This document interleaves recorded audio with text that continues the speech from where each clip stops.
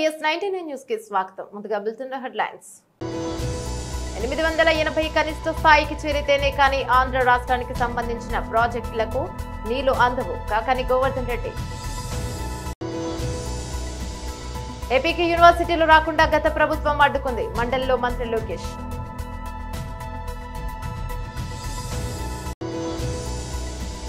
అందుకే తెలుగు యూనివర్సిటీకి పొట్టి శ్రీరాములు పేరును తొలగించాం. రేవంత్ రెడ్డి.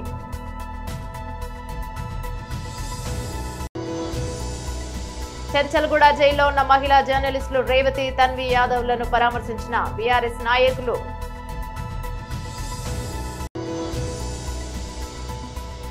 నమ్మిన సిద్ధాంతానికి జీవితాన్ని త్యాగం చేసిన బంగారు లక్ష్మణ్ గారికి ఘనంగా నివాళులు.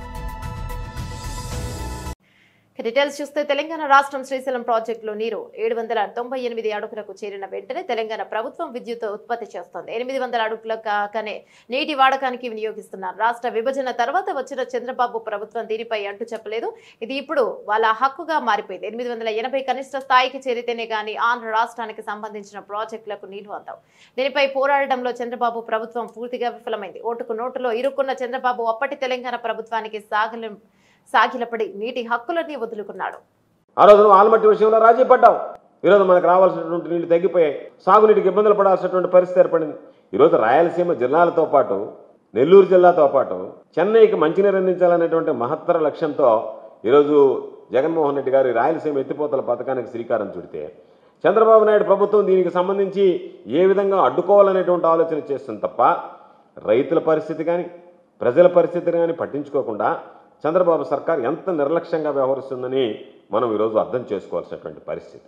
ఈరోజు రాయలసీమ నెల్లూరు జిల్లాలకు సంబంధించినటువంటి తాగునీరు సాగునీటి అవసరాలు తీర్చడానికి ఈరోజు పెట్టినటువంటి రాయలసీమ ఎత్తిపోతల పథకం భవిష్యత్తు ప్రశ్నార్థకంగా మారిపోయింది. 10 నెలలుగా ఏమాత్రం పట్టించుకోకుండా నిర్లక్ష్యంగా వ్యవహరిస్తుంది చంద్రబాబు నాయుడు ప్రభుత్వం. ఈరోజు మన రాష్ట్రానికి కేటాయించిన నీటిని మాత్రమే వాడుకుంటాం, మాకు అదనం అవసరం లేదని వాదించడంలో విఫలమయ్యాడు చంద్రబాబు నాయుడు. చంద్రబాబు నాయుడు ప్రభుత్వం ఈరోజు ఆ వాదనని తెర మీదకి తీసుకురావడంలో విఫలమైంది. ఈరోజు శ్రీశైలం ప్రాజెక్టుకు సంబంధించి నీటి మట్టం దాదాపుగా 798 అడుగులు ఆ లెవెల్కి వచ్చినమైంది. శ్రీశైలం ప్రాజెక్టులో 798 అడుగుల స్థాయికి చేరిన వెంటనే తెలంగాణ రాష్ట్రం విద్యుత్ ఉత్పత్తి కోసం ఆ నీటిని వినియోగించడం ప్రారంభిస్తుంది. 800 అడుగులకు రాగానే ఆ ప్రాజెక్టుని వాళ్ళు నీళ్లు వాడుకునే దానికి ఉపయోగించుకుంటున్నారు. కాబట్టి ఇటు వాళ్ళు విద్యుత్ వాడకాలకి ఉపయోగిస్తున్నా దీనికి వాడుకున్నా ఆ రోజు నుంచి కూడా రాష్ట్ర విభజన జరిగినప్పటి నుంచి కూడా ఏ రోజు అడ్డు చెప్పలేనటువంటి పరిస్థితి ఏర్పడింది. కాబట్టి నువ్వు అడ్డు చెప్పలేకపోయావు కాబట్టి అది వాళ్ళ హక్కుగా ఆనవాయితీగా మారిపోయింది. ఆ రోజే కనుక చంద్రబాబు నాయుడు రాష్ట్ర విభజన జరిగిన తర్వాత దాన్ని ప్రశ్నించుంటే మీరు ఏ విధంగా మా ప్రయోజనాలకు సంబంధించి ఉమ్మడి రిజర్వాయర్లో నుంచి 798 అడుగుల్లోనే మీరు విద్యుత్ ఉత్పత్తికి నీళ్లు వాడుతున్నారు, 800 అడుగులు వచ్చిన తర్వాత మీరు ఏ విధంగా నీరు తరలించుకు వెళ్ళిపోతున్నారని ప్రశ్నించుంటే దాని మీద చర్చ జరిగి ఉండేది. కేంద్ర ప్రభుత్వం జోక్యం చేసుకుని ఉండేది.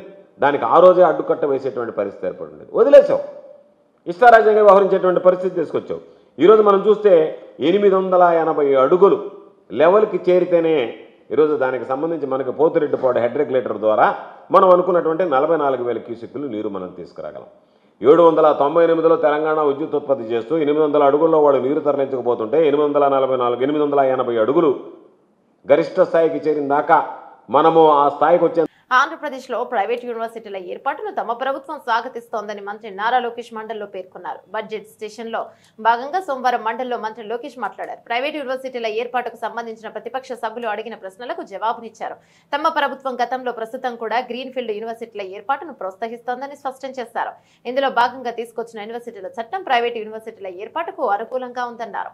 అయితే గత ప్రభుత్వం ఈ చట్టానికి పలు సవరణలు చేసి ప్రైవేట్ యూనివర్సిటీలను ఏపీకి రాకుండా అడ్డంకులు సృష్టించిందని ఆరోపించారు. ప్రధానంగా కంపల్సరీ జాయింట్ సర్టిఫికేషన్లు డిగ్రీస్ నిబంధనలు తీసుకొచ్చారని చెప్పారు.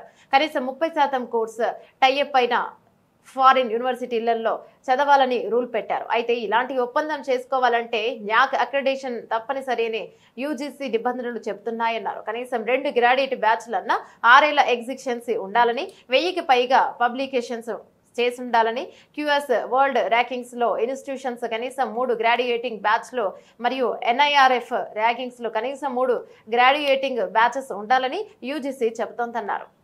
అధ్యక్ష, గౌరవ సభ్యులు చెప్పినట్లు 2016లో ఆనాటి ప్రభుత్వం ప్రైవేట్ యూనివర్సిటీస్ ఎస్టాబ్లిష్మెంట్ కోసం ప్రత్యేక చట్టం తీసుకొస్తాం జరిగింది అధ్యక్ష. దాంట్లో భాగంగా మీరు చూస్తే విట్ ఎస్ఆర్ఎం, సెంచూరియన్ యూనివర్సిటీ, క్రియా యూనివర్సిటీ కూడా ఆంధ్ర రాష్ట్రానికి వస్తాం జరిగింది అధ్యక్ష. విట్ ఎస్ఆర్ఎం ఇక్కడ అమరావతిలో వస్తే, సెంచూరియన్ యూనివర్సిటీ ఏకంగా ఉత్తరాంధ్ర విజయనగరంలో వచ్చింది, క్రియా యూనివర్సిటీ నెల్లూరు జిల్లాలో వస్తాం జరిగింది. అంటే అభివృద్ధి వికేంద్రీకరణకి ఆనాడు కూడా మేము కట్టుబడి ఉన్నాం, చేసి చూపించడానికి ఇది ఒక ఉదాహరణ అధ్యక్ష. దాని తర్వాత గత ప్రభుత్వం దాదాపు 5 సార్లు ఈ చట్టాన్ని సవరణ చేస్తాం జరిగింది. దాంట్లో భాగంగా బ్రౌన్ ఫీల్డ్ యూనివర్సిటీస్కి ఎక్కువ ప్రాధాన్యత ఇచ్చే దిశగా గత ప్రభుత్వం చేసింది అధ్యక్ష. దాంట్లో మీరు చూస్తే బ్రౌన్ ఫీల్డ్ యూనివర్సిటీస్లో కూడా ఒక 4 యూనివర్సిటీస్ బ్రౌన్ ఫీల్డ్ యూనివర్సిటీస్ అంటే Mohan Babu university, Hanumachari university, Godavari global university, Aditya university, ఈ 4 యూనివర్సిటీస్ కూడా బ్రౌన్ ఫీల్డ్ యూనివర్సిటీ కింద వస్తాం జరిగింది అధ్యక్ష. కానీ అధ్యక్ష మీరు చూస్తే ఈ యాక్ట్లో చేసిన సవరణల వల్ల ఇంకా ఆంధ్ర రాష్ట్రంలో గ్రీన్ ఫీల్డ్ ప్రైవేట్ యూనివర్సిటీస్ రాకుండా ఉంది అధ్యక్ష. అంటే ఇది ఎందుకు చెప్తున్నానంటే ఈ యాక్ట్ యూజీసీ రెగ్యులేషన్స్కి విరుద్ధంగా ఉంది. నాకు కొంచెం వివరాలు చెప్తాను. ప్రధానమైనది ఏంటంటే ఈ యాక్ట్లో ఏం చెప్పారంటే compulsory joint certification of degrees అనేది మ్యాండేటరీగా పెట్టారు. సో దాంతో ఏమవుతుందంటే అధ్యక్ష, minimum 30% of the course foreign యూనివర్సిటీస్తో టైప్ అయిన యూనివర్సిటీలో 30% అక్కడికి వెళ్ళి చదవాలని ఉంది అధ్యక్ష. కానీ యూజీసీ ఏం చెప్తుందంటే ఒకవేళ ఒప్పందం చేయాలంటే కంపల్సరీగా నాక్ అక్రెడిటేషన్ ఉండాలి ఆ ఇన్స్టిట్యూషన్స్కి. మినిమం 2 గ్రాడ్యుయేటింగ్ బ్యాచెస్ అన్నా లేదా 6 సంవత్సరాలు ఆఫ్ ఎగ్జిస్టెన్స్ ఉండాలి. అదేవిధంగా కనీసం 1000+ పబ్లికేషన్స్ చేసి ఉండాలి.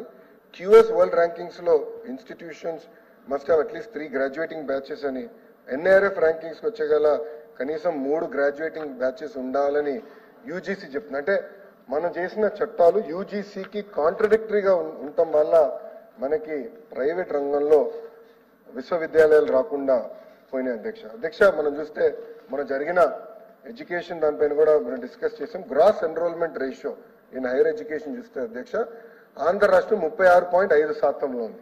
కానీ తమిళనాడు 47%, కేరళ 41.3% ఉంది. ఇదొక ఫోకస్డ్గా పెట్టుకుని మేము ముందలు తీసుకెళ్ళిన లక్ష్యంతో చేస్తున్నామని ఆనాడు చాలా స్పష్టంగా ఎడ్యుకేషన్ రిఫార్మ్స్ కూడా నేను చెప్తాం జరిగింది అధ్యక్ష. ఇక్కడ చాలా గౌరవ సభ్యులు అడిగారు, 35% సీట్లు ఏదైతే ఉందో అది క్లియర్గా ఎప్సెట్ ద్వారా అది ఫిల్ అవుతాం జరుగుతుంది. మిగతా 65% సీట్లు విద్యార్థులందరూ వాళ్ళ మెరిట్ ప్రకారం అంటే లోకల్గా వాళ్ళు పెట్టుకున్న ఏదైతే ఎగ్జామ్స్ ఉందో దాని ప్రకారం ఫిల్ చేస్తాం జరుగుతుంది అధ్యక్ష. అంతేకాకుండా గౌరవ సభ్యులు ఇంకొక 2 ప్రశ్నలు అడిగారు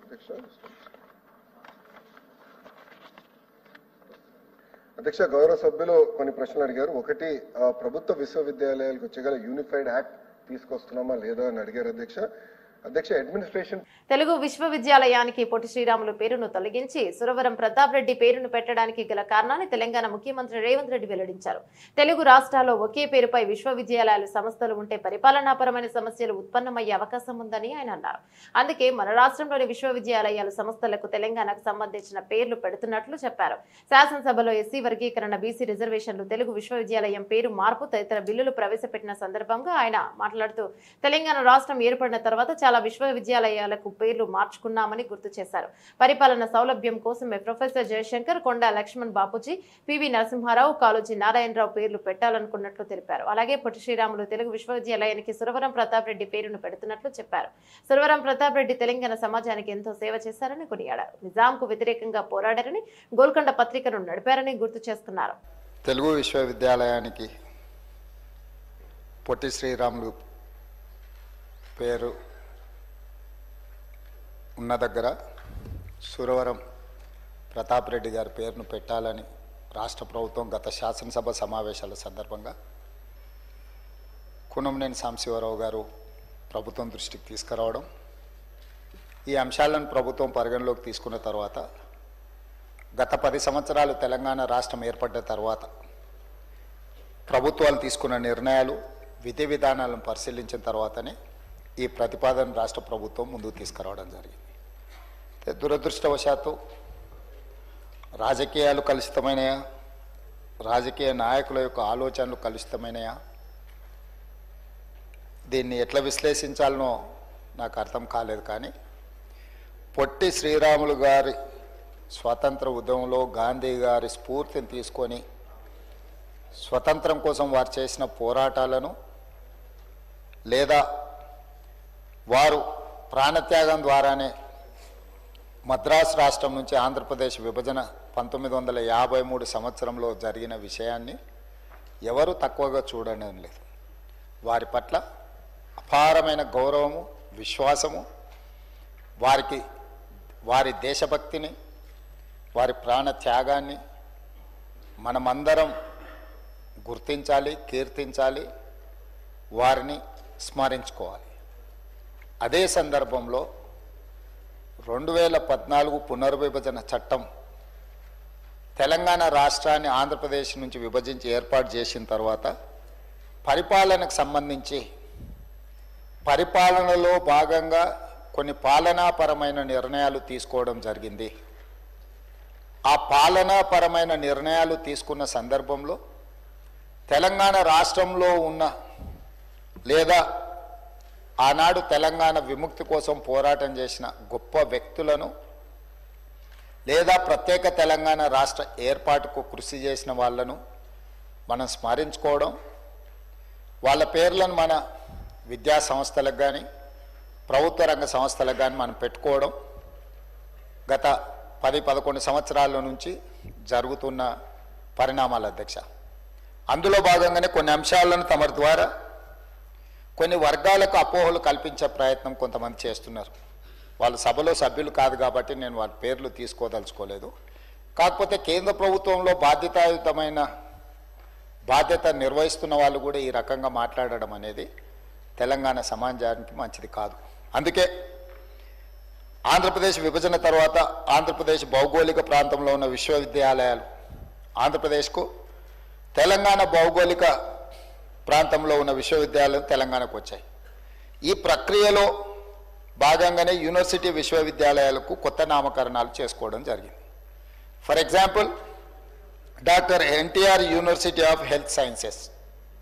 చెంచల్గూడ జైల్లో ఉన్న మహిళా జర్నలిస్టులు రేవతి, తన్వి యాదవ్ అలియాస్ బండి సంజయ్ను పరామర్శించిన బీఆర్ఎస్ నాయకులు.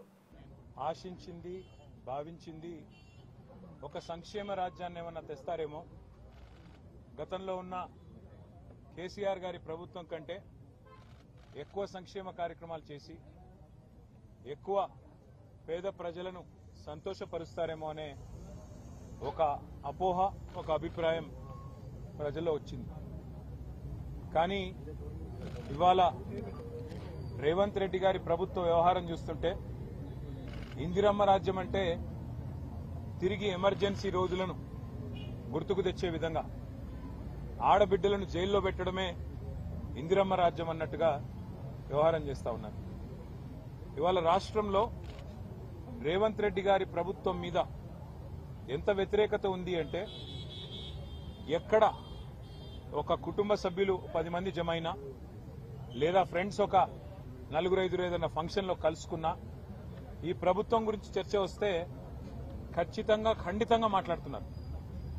ఈ ప్రభుత్వం మమ్మల్ని మోసం చేసి వచ్చింది, రేవంత్ రెడ్డి కాంగ్రెస్ పార్టీ అరిచేతిలో వైకుంఠం చూపెట్టి 6 గ్యారంటీలు 100 రోజులోని అడ్డమైన మాటలు చెప్పి 420 హామీలు ఇచ్చి గద్దెనెక్కిండ్రు అనే మాట ఒక్కరు కాదు, రాష్ట్రంలోని ప్రతి ఒక్కరూ మాట్లాడుతున్నారు. సరే, భాష కొన్ని సందర్భాల్లో కొంతమందికి కడుపు మండి పంట ఎండి గట్టిగా వచ్చిండొచ్చు. అక్కడక్కడ ముఖ్యమంత్రి గారికి ఇట్లా మాట్లాడితేనే అర్థమవుతుందని చెప్పి కూడా, ఎందుకంటే ఆయన బజారు భాష మాట్లాడుతున్నాడు కాబట్టి అదే భాషలో మాట్లాడితేనే ఆయనకు అర్థమవుతుందని చెప్పి కొంతమంది గట్టిగా మాట్లాడుతుండొచ్చు. కానీ నేను ఇవాళ రాహుల్ గాంధీ గారు, ఏ రాహుల్ గాంధీ గారు అయితే తెల్లారు లేస్తే ఒక రాజ్యాంగం పుస్తకాన్ని పట్టుకొని ఆయన ఏదో రాజ్యాంగ రక్షకుడిలాగా మొహబ్బత్ కి దుకాన్ అని ఏదైతే పెద్ద పెద్ద మాటలు చెప్తా ఉంటారో ఆయనను అడుగుతా ఉన్నా, ఇదేనా మీరు చెప్పిన ఇందిరమ్మ రాజ్యం? ఇదేనా మీరు చెప్పిన మొహబ్బత్ కి దుకాన్? జనం తిడితే, జనం ఆక్రోశిస్తే, జనం గట్టిగా మాట్లాడితే జర్నలిస్టులను జైల్లో పెడతారా? జనం గట్టిగా మిమ్మల్ని నిరసిస్తే, జనం గట్టిగా మీ మీద గొంతు విప్పితే దాన్ని చూపెట్టిన పాపానికి ఇవాళ జర్నలిస్టులను జైలుకు పంపుతారా?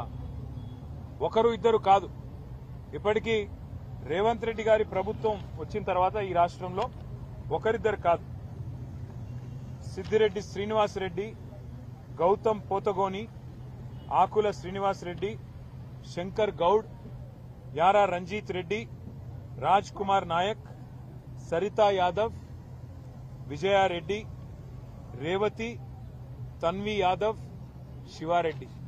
అయితే వీళ్ళ మీద దాడులన్నా జరిగినాయి లేదా వీళ్ళందరినీ కూడా జైలుకి పంపించారు.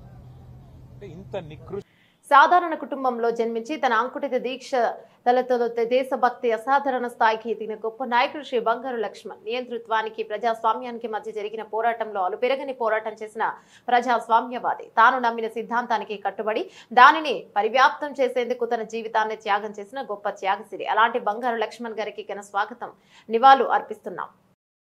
సామాన్య కుటుంబంలో జన్మించినటువంటి బంగారు లక్ష్మణ్ గారు అసామాన్యుడుగా దిగాడని ఈ సందర్భంగా నేను గుర్తు చేస్తూ ఉన్నా. కఠోరమైన దీక్ష, అచంచలమైన దేశభక్తే ఆయనని ఉన్నతునిగా చేశాదని ఈ సందర్భంగా నేను గుర్తు చేస్తూ ఉన్నా. ప్రజాస్వామ్యానికి నియంతృత్వానికి జరిగినటువంటి భీషణ పోరాటం ఏదైతే ఉన్నదో దాంట్లో బంగారు లక్ష్మణ్ గారు రాజీ లేని పోరాటం చేశాడు. నియంతృత్వానికి వ్యతిరేకంగా గలాన్ని విప్పినటువంటి యోధుడు, ప్రజాస్వామిక యోధుడు శ్రీ బంగారు లక్ష్మణ్ గారని ఈ సందర్భంగా నేను గుర్తు చేస్తూ ఉన్నాం.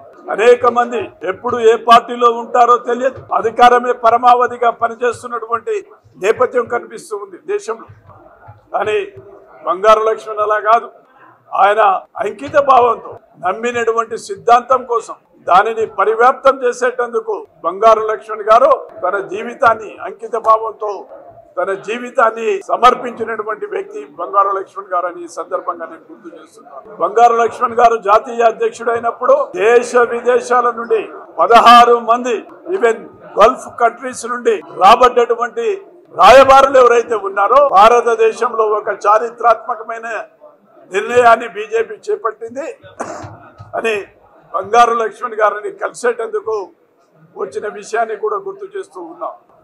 ఆయన నిరంతరమైన కార్యశీలి, అకలంక దేశభక్తుడని ఈనాడు ఘనంగా దేశవ్యాప్తంగా ఆయనకు నివాళులు అర్పిస్తూ ఉన్నాం. కళ్యాణ్ రామ్ హీరోగా కొత్త దర్శకుడు ప్రదీప్ చిలుకూరి తెరకెక్కిస్తున్న తాజా చిత్రం Arjun son of Vyjayanthi. Lady super star Vijayashanti ప్రధాన పాత్రలో నటిస్తున్నారు. కళ్యాణ్ రామ్ సరసన కథానాయికగా సాయి మంజేకర్ నటిస్తున్నారు. ఇక ఇప్పటికే రిలీజ్ అయిన ప్రచార చిత్రాలు, టైటిల్ పోస్టర్, ఇటీవల వదిలిన ప్రీ టీజర్ ప్రేక్షకులను విశేషంగా ఆకట్టుకుంటున్నాయి. క్రమంలో తాజాగా మేకర్స్ టీజర్ ను విడుదల చేశారు. High voltage action scenes, emotional moments కలబోసిన ఈ టీజర్ ఆకట్టుకుంటోంది. అజనీస్ లోక్నాథ్ బ్యాక్గ్రౌండ్ స్కోర్ ఈ టీజర్ లో హైలైట్ గా నిలిచింది. విజువల్స్ కూడా ప్రత్యేక ఆకర్షణ చెప్పాలి. ఇక టీజర్ లో విజయశాంతి వైజయంతి అనే పవర్ఫుల్ పోలీస్ ఆఫీసర్ గా కనిపించగా ఆమె కొడుకు పాత్రలో కళ్యాణ్ రామ్ కనిపించారు. నెక్స్ట్ పుట్టినరోజు నాటికి పోలీస్ గా కాకి డ్రెస్ లో చూడాలని వైజయంతి తన కుమారుడిని కోరుతుంది. అయితే కొన్ని అనుకుని పరిస్థితుల్లో పోలీస్ అవ్వాల్సిన హీరో కత్తి పట్టుకుని రౌడీల మీదకి యుద్ధానికి బయలుదేరినట్లు టీజర్లు చూపించారు.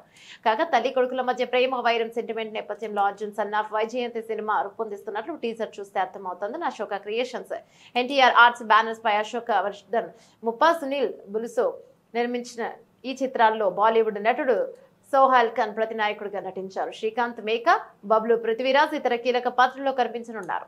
గోదావరికంలోని ప్రెస్ క్లబ్ లో కాంగ్రెస్ పార్టీ ముస్లిం మైనార్టీ విభాగం తరపున విలేకరుల సమావేశం నిర్వహించారు. విలేకరుల సమావేశంలో Ramagundam municipal corporation Congress party minority విభాగం అధ్యక్షులు ఎండి ఆసిఫ్ పాషా, తాజా మాజీ కార్పొరేటర్ ఎండి ముస్తఫా లో పాల్గొని మాట్లాడుతూ రామగుండం నియోజకవర్గంలో ముస్లింల సంక్షేమానికి కృషి చేస్తూ ముస్లిం సోదరుల కుటుంబాల వివాహ కార్యక్రమాలు నిర్వహించుకుంటూ షాదీఖానా నిర్మాణాలకు 2 కోట్ల రూపాయల మంజూరుకు కృషి చేసిన రామగుండం ఎమ్మెల్యే రాజ్ ఠాగూర్ కి మరియు తెలంగాణ రాష్ట్ర ముఖ్యమంత్రి రేవంత్ రెడ్డికి, ఉప ముఖ్యమంత్రి బట్టి విక్రమార్కకి, మంత్రి దుద్దిల శ్రీధర్ బాబు కృతజ్ఞతలు తెలియజేశారు.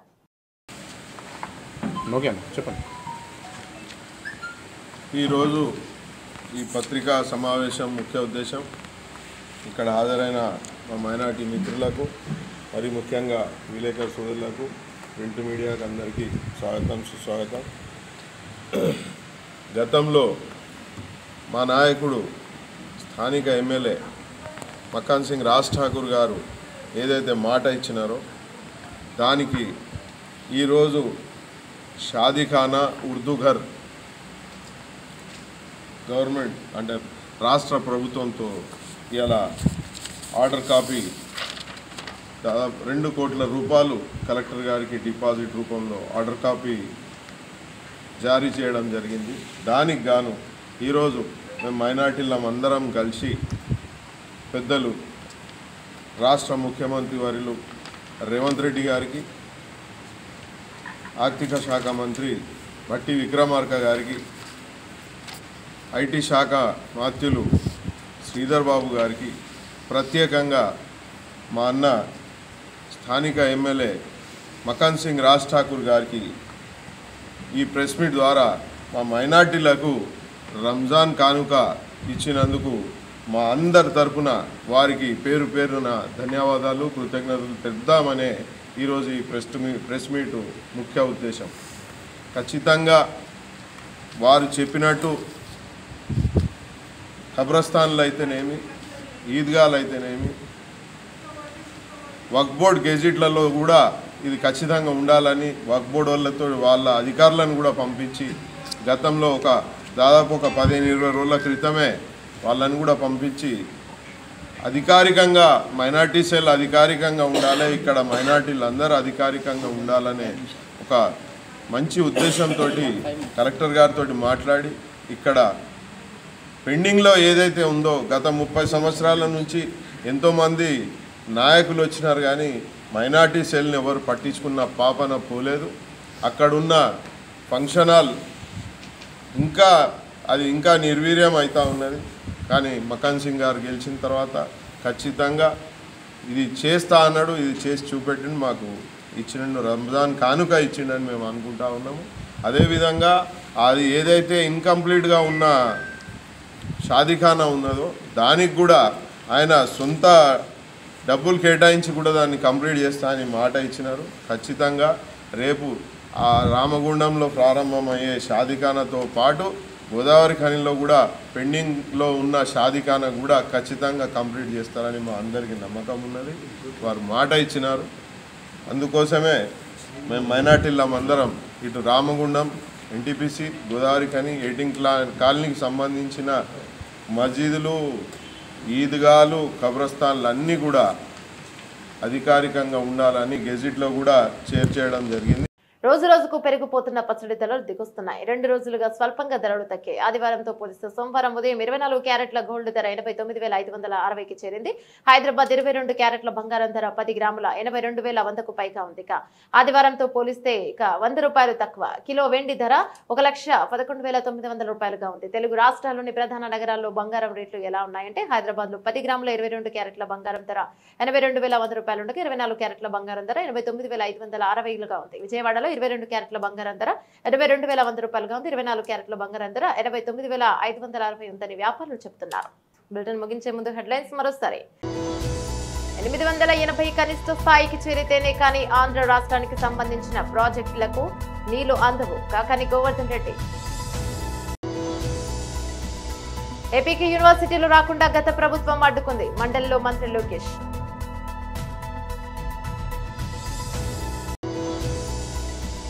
అందుకే తెలుగు యూనివర్సిటీకి పొట్టి శ్రీరాములు పేరును తొలగించాం.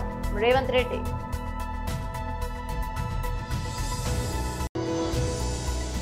చెంచల్గూడ జైల్లో ఉన్న మహిళా జర్నలిస్టులు రేవతి, తన్వి యాదవ్లను పరామర్శించిన బీఆర్ఎస్ నాయకులు.